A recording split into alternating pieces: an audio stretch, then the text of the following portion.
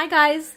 Sorry I look a bit rubbish today, but I thought it's just important to get this video out. Doesn't matter what I look like, but I think the message here is more important because a lot of you were curious to know what tips or what experience I have had with the renovations. So here it is. I think I'm going to keep this video focused on just my kind of top 10 pieces of advice that I'd like to share with you. There's tons more, but this video would be very long if I shared everything in the single video. So I might do subsequent videos, watch out for them. So what are the top 10 things I would recommend that you do if you were to do a renovation or a refurbishment?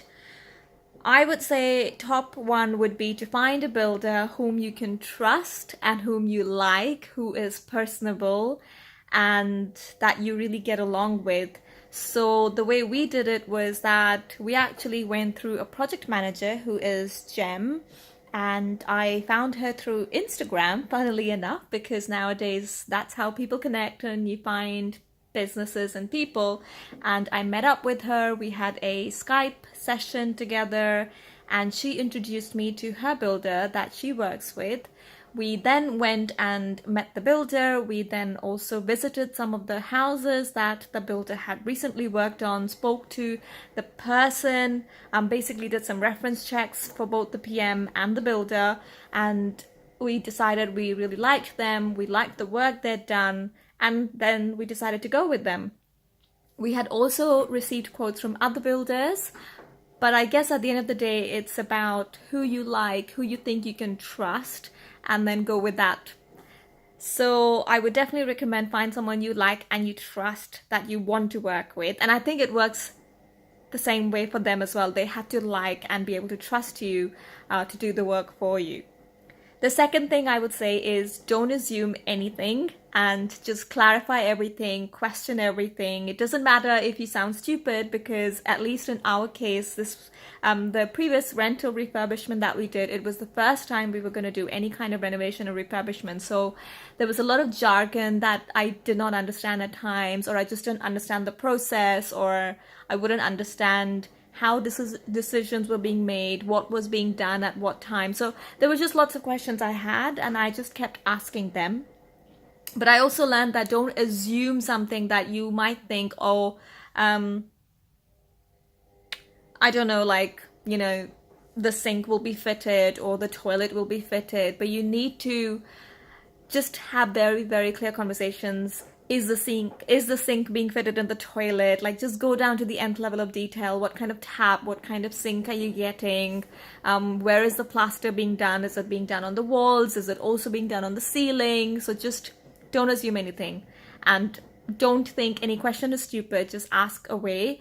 It is your money, it is your house, and you are taking so much risk, so you should be fully aware of what's going on and fully understand the process. So I guess leading off from that point is specify as much detail as possible. Don't leave anything to the builder to decide, or even if you're working with a project manager in our case. At the end of the day, that's your house.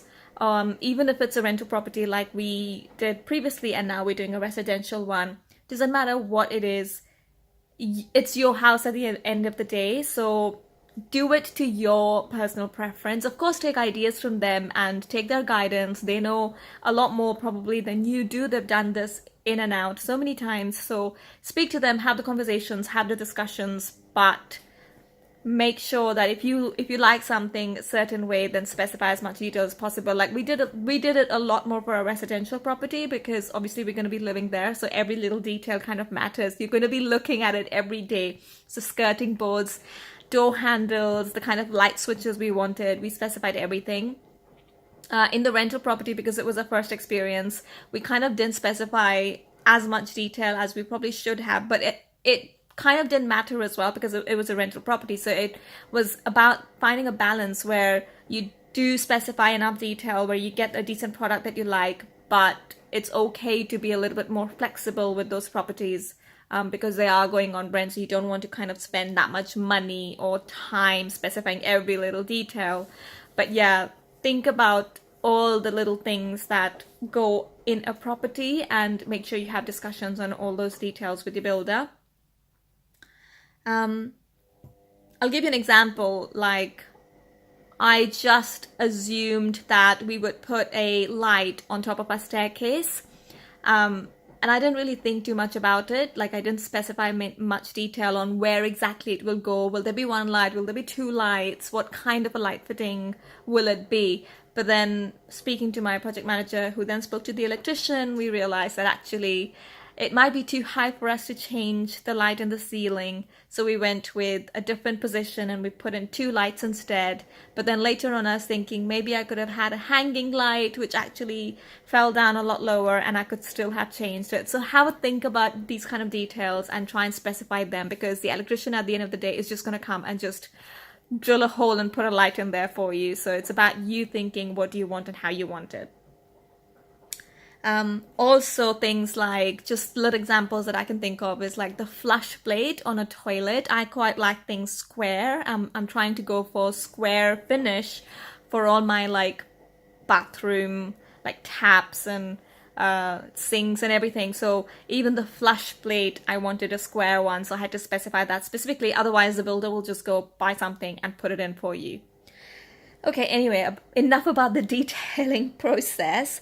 I think the other thing that's really important is to design the house as much as possible before any work starts, because the first thing that generally happens is after the strip out is done, after the walls are bare, is your rewiring and your plumbing first fix. So they kind of decide, okay, where's the wiring gonna go? Where do you want the light fittings? Where do you want the tap? Where do you want the toilet? Where's the shower going to be? Where's the bath going to be?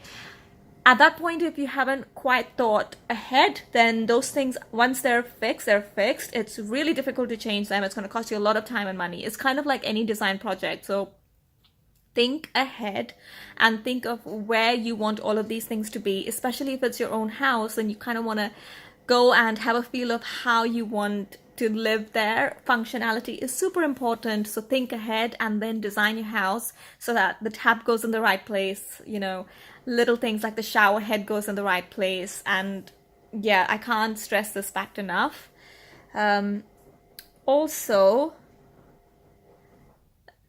the reason why you want to do this is because then you can start booking things in advance as well. So if you're working with individual tradesmen, like individual electrician, plumber, tilesman, whatever, tiler, then these people get booked out way in advance. So it's good to kind of have thought through about what are the things you want, where you want them, so you can tell them where you want them to be, but then book those people in as well, because even the products can have lead time. So you might want a bathtub, but it might have a lead time of 2 weeks or 3 weeks. Tiles especially have longer lead times, because you might want to order samples and then check them and then go to the house and see which one you like and then actually order the tiles, which will take another 2 weeks to come. So things have long lead times. So as early as possible, if you can start designing and thinking ahead, then that's, I think, to your advantage. Related to that point is that have a play with mood boards and look at Pinterest or Instagram, whatever you fancy. I used Instagram a lot, and I just kind of started compiling photos of rooms or things that I was naturally being attracted to. So I made little collections on Instagram. Now you can have your own collections. So I made different collections, like a kitchen collection, a staircase collection, a toilet collection, a paint collection. Essentially, it's like Pinterest mood boards. I just prefer Instagram and just more active on Instagram. So I did that, and that slowly will tell you, if you didn't know already, that what other kind of colors you are naturally attracted to, or what other kind of finishes that you're naturally attracted to, which can be super helpful when you come to actually explaining to your builder, your designer, or your project manager what it is that you like. Because yes, you can explain it in words, or you can show a photo and say, hey, this is what I'm aiming for, this is what I'd like, and then you can try and match it or find the exact thing or work towards something that's similar. Right, the other point I want to make is you are working with experts. You aren't the builder, you aren't a designer, but you do have a really good gut instinct, and you should really listen to your inner voice, and sometimes you need to hold your ground. So I'll give an example where in the rental property that we were doing, it was a small kitchen. It is a small kitchen. But it's not like super tiny either. I think it's okay. It just meant that we couldn't fit a dishwasher in, even though we'd like to, but there was just not enough space because it had two openings, one that led into the dining area and the other that led into the hallway. And then it had a door going into the backyard. So because it was so open planned, there was very limited space for kitchen units. So our builder and our project manager suggested that we block off one opening, the one that went into the dining room, and that way we could build units all around and even fit a dishwasher in if we wanted. At first, we thought, yeah, that's a good idea, but because we're so used to open plan, then it just didn't make sense to kind of close an access where you want to take your food from the kitchen into the dining room. It just didn't make sense. So that was one where we kind of held our ground, got the kitchen designer in, and then tried to just design keeping all the access points, and it worked. Yes, we didn't have a dishwasher at the end, but I think we were willing to sacrifice that and just keep that open layout without having blocked an access. It just, sometimes you have to figure out what it is that you actually want, what might work. I also spoke to the real estate agent and just double checked that it's okay if I don't have a dishwasher, or do people really, really want a dishwasher? So I kind of did a little bit of research, and then it just felt right to keep the access points and not block off anything. So even though we were recommended that we close it off, that it would not make a difference because it's a rental property, we always think that if we were to live in that house, what are the things we would like? And I personally, if I was renting somewhere, if it didn't have a dishwasher, but it had that open space layout, I would much rather prefer so I could take hot food from the kitchen into the dining room directly. So that's just an example of where you should sometimes just hold the ground if that's what you want. Okay, what do I have next? Protect your money. I mean, you're going to be spending so much money on such projects, and obviously once you want to do it once and you want to do it right. So yes, think about where's your money going and keep a track of all the expenses that have been coming up. Every time you pay a builder, make sure you check on have they done everything that they had said they would. You might want to do a milestone payment, or you might want to do a timeline payment, whichever one you do, but just check that if they said they're going to install 9 doors, have they actually installed 9 doors? Because they are going to be charging for all of that. So go back and keep checking against their quote. Really important. Sometimes it just slips people's mind. No one wants to cheat you. Well, some people might, but in our case, we do trust our builder, we do trust our PM, but at the end of the day, it's still our money and we still want to check where it's going. So I would just say that keep checking and protect your money. If some additional work crops up and you get charged for it, then just question a little bit as to what materials are being used and what's the labor component of it, what's the material component of that cost, and things like that. So just question and make sure you are on top of your finances and understand where your money's going. Visit your project as much as possible. I mean, if you can go there every day, go there multiple times a day. That wasn't an option with us because of Myra, and also because Pratik works full time, and yes, I am on maternity leave, but with Myra it's just not possible. I just can't take her to a construction site where there's so much dust and noise and people going in and out, and it's just difficult for me to go. That's why we are working with a project manager. So I would say if you can, go as much as possible, because there's so many things that you pick up if you're there. Like if the tile is there, you can just quickly correct things if they're not being put into the right place. You can, if the kitchen's being fitted, quickly discuss, oh, can I have an extra shelving here because I want to put an ironing board here, for example, or let's put the handles there, or let's put a knob there instead. And just like, there's just a lot more you can do if you're there. Pick up on little things, actually do snagging while you're there rather than having to wait at the end as well. So that's something that obviously I couldn't do, and I wish I could, but I would highly recommend, if you can, live and breathe your property, go there as much as possible, because that's just, that experience is invaluable. I'm just checking my notes because I've written down some points that I want to share with you. So